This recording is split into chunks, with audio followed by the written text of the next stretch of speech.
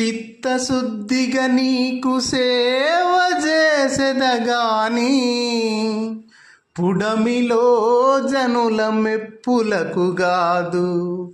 జన్మ పావనతకై స్మరణ చేసెదగాని సరివారిలో ప్రతిష్టలకు గాదు. ముక్తి కోసము నేను మ్రొక్కి వేడెద గాని దండి భాగ్యము నిమిత్తంబుగాదు.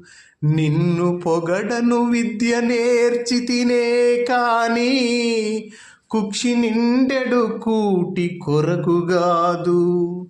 పారమార్థకమునకునే పాటుపడితి కీర్తికి నపేక్ష పడలేదు కృష్ణవర్ణ. భూషణ వికాస నారసింహ